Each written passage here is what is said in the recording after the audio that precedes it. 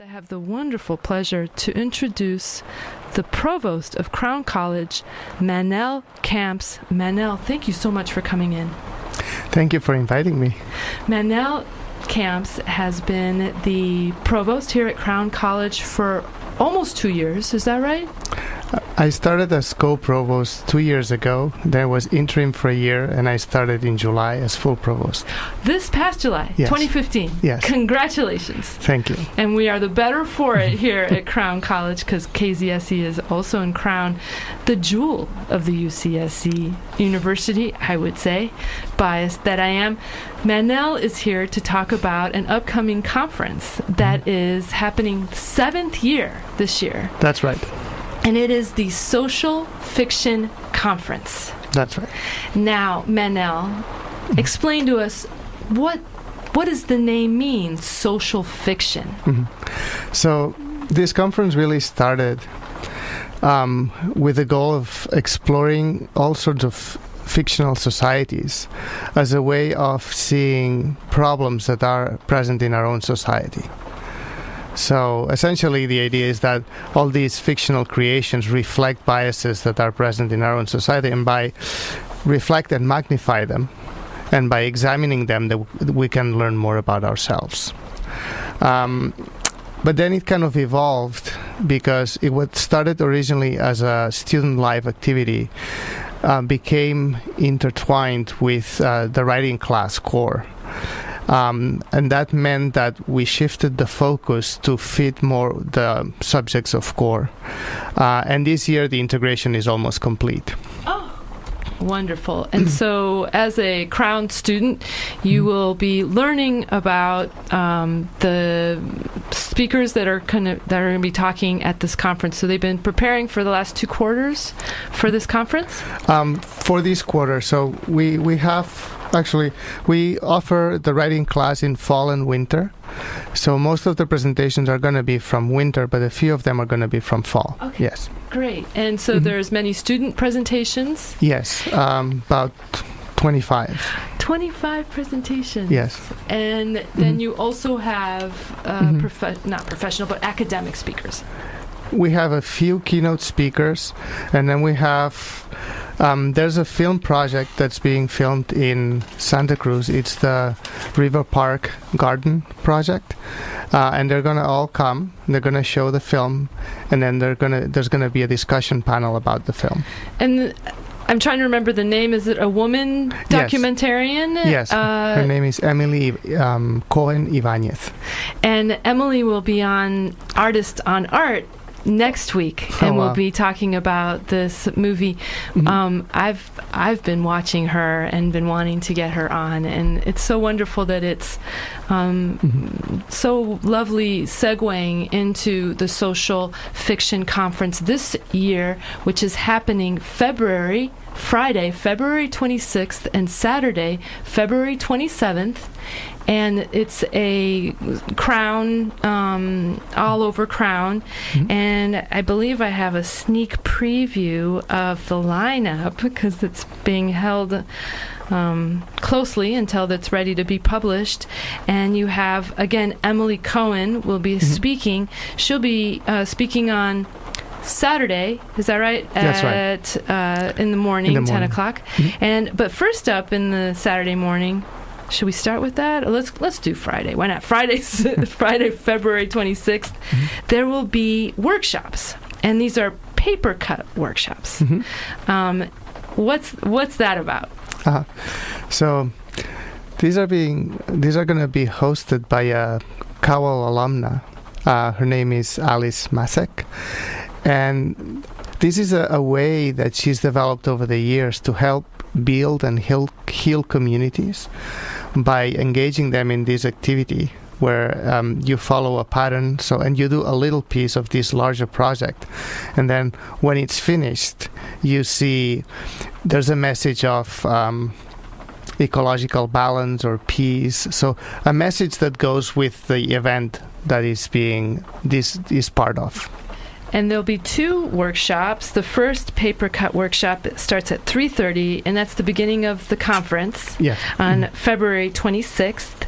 So it's at 3:30 in the afternoon, and then the second one starts at 4:30 and it runs until 6 in the workshop number 2, and both of these are in the Fireside Lounge here in Crown College. That's right. And then there'll be a movie, The Black Mirror. Yes. What's The Black Mirror about, Manel Camps? Oh, that's okay. We don't need to talk about that. You should just find out more information by going to crown.ucsc.edu, and you'll find all of the information there, especially the activities around Social Fiction Conference. And so there'll be a movie starting at 7 o'clock, and then a discussion that follows that at 8 o'clock. Yeah, so the movie focuses on environmental issues, and the students will have viewed it ahead of time, or at least some of the students, and they will bring prepared questions to start the debate at least. Okay. And then the kind of, let's say, the meat of it maybe, or at least the talking part, starts Saturday morning at 9 o'clock. And first up is one of my favorite local environmental artists, Newton Harrison, will be talking.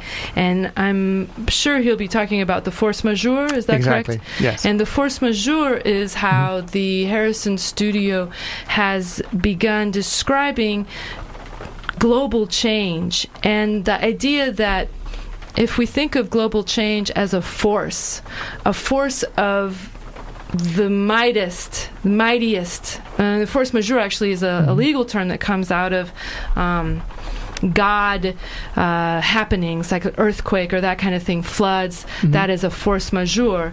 It happens by the weather, and so they're co-opting this term to apply to global changing, the global warming and all of that's happening, the environmental changes.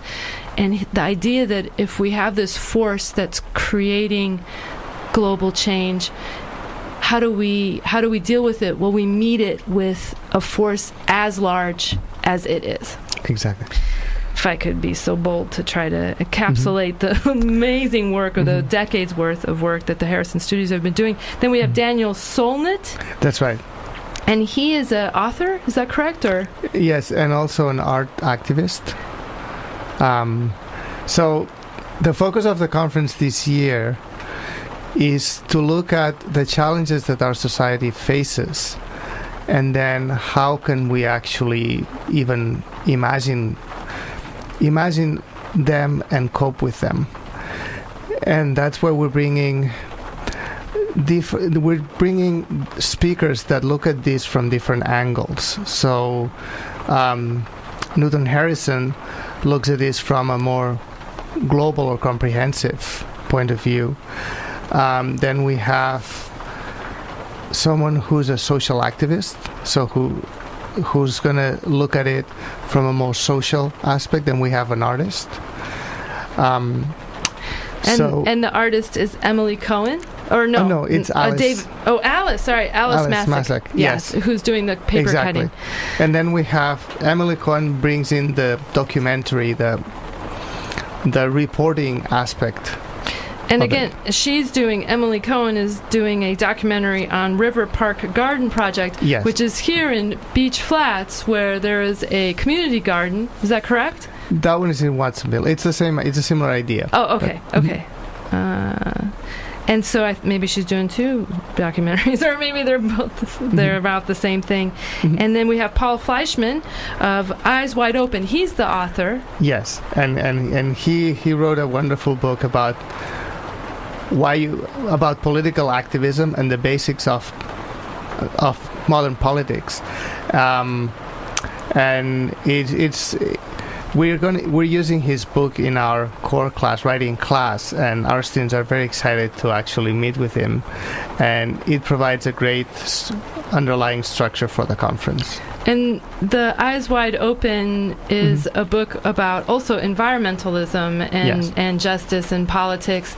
And there's a wonderful section in the book that we use in the radio class, and it's about how to know where your information is coming from, and how do you judge critically where your content is coming from.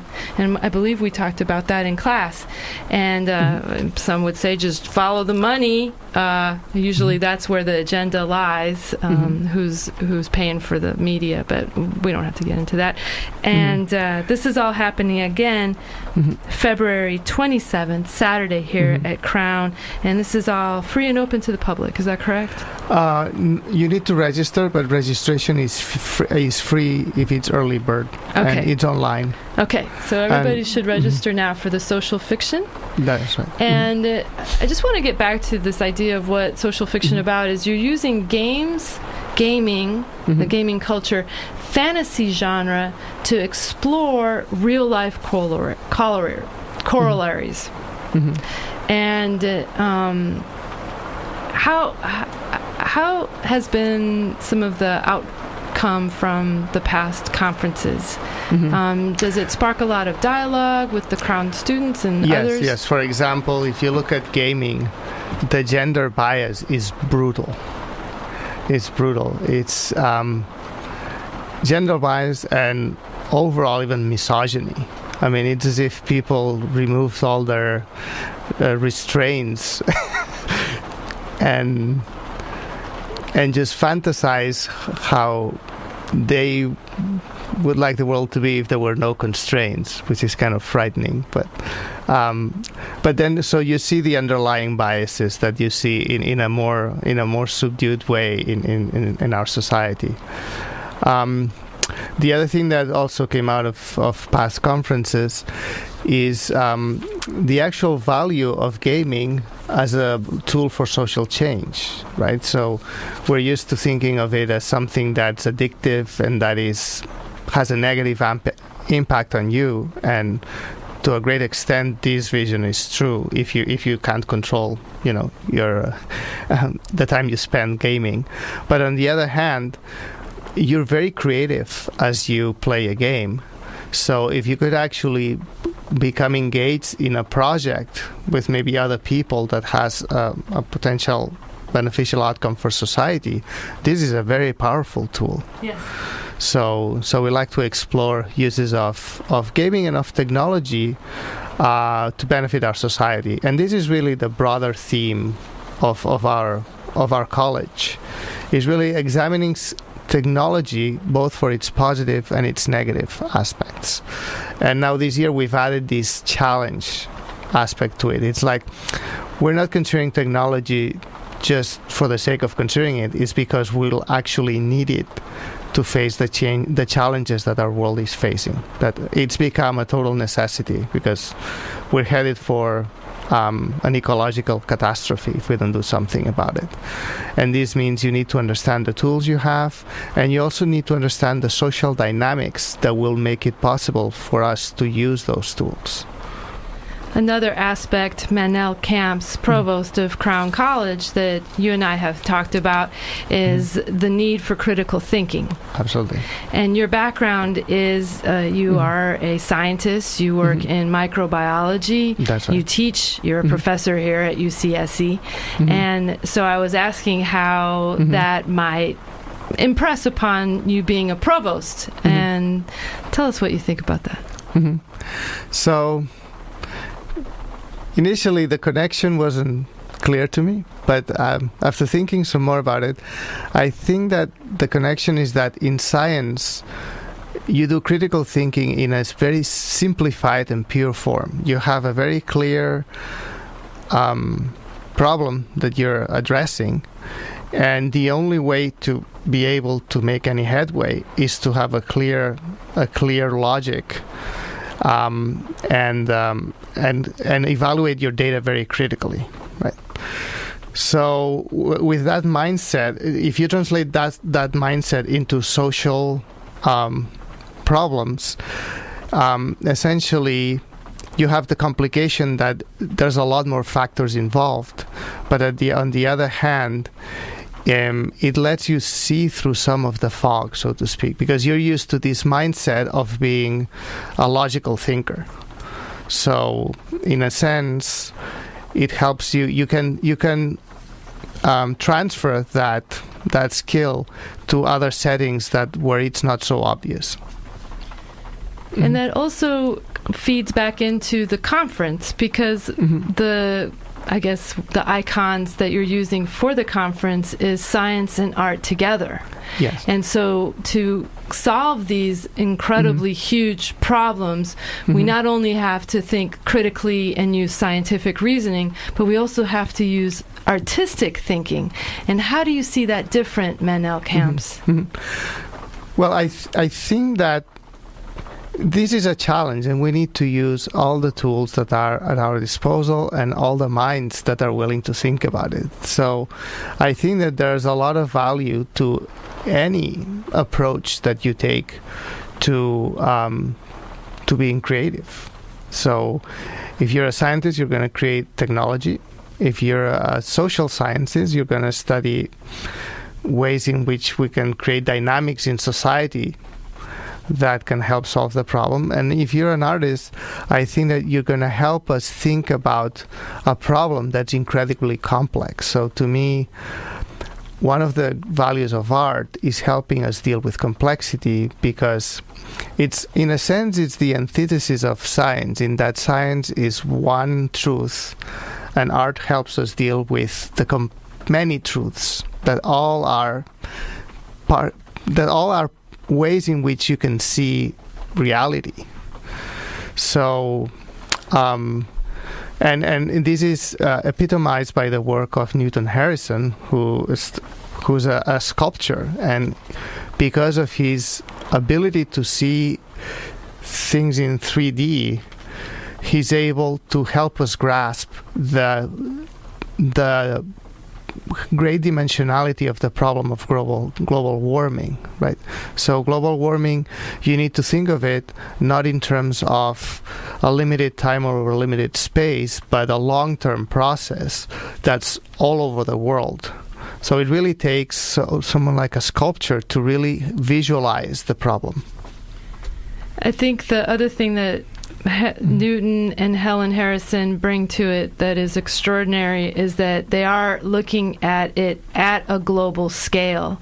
There are not many people, many thinkers, artists, scientists that are looking at the problem on the entire whole Earth, let's call it Gaia, exactly, system, with, of course, many systems nested within that system.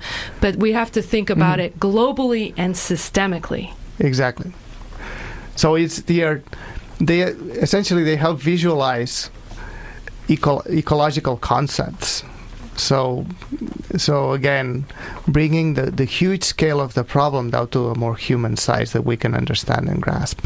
Well, I look forward to it. It's happening this not this weekend, but the following weekend, February 26th and 27th. The Social Fiction Conference is happening again here at Crown College. It will be wonderful. There are workshops happening and movie, and there will be quite a few wonderful presentations by students and a few adults in there too, elders. And if you have any questions, please go to crown.ucsc.edu.